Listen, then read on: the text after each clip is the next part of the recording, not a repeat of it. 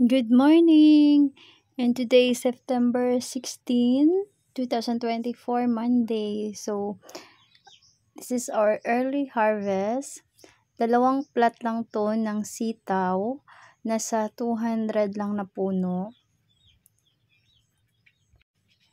Sa makikita nyo, nasa ilalim yung mga bunga nito. Ito yung Verdana na variety. Sa na-experience ko na variety, ito yung marami na mamunga.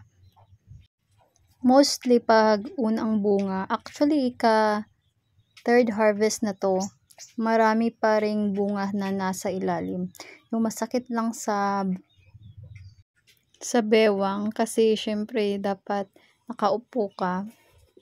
Pero blessed pa rin kasi marami siyang bunga. Sa na-observe ko, hindi siya bagay na itabi sa papaya. Kasi may isang papaya dito na nasa gilid. Yung part na yon, hindi masyadong lumago pero namumunga naman. Then may part din na intercrop ko yung pipino.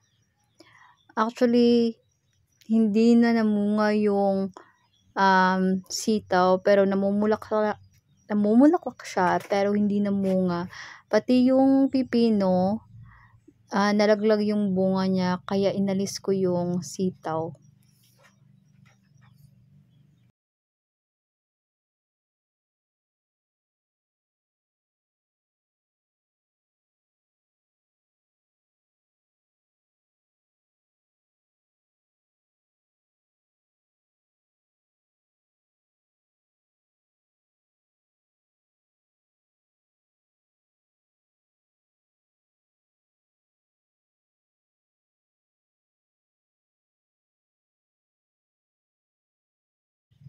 Dahil may low pressure, ang daming bulaklak na nalalaglag.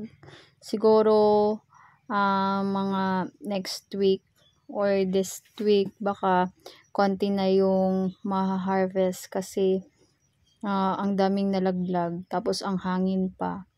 Thankfully, yung first harvest namin is 1 kilo lang. So, binigay namin sa kapitbahay. Then, the next harvest is 4 kilos. Then, the third harvest is 5.5 kilos. Tapos, ngayon, 6 kilos. Parami siya ng parami.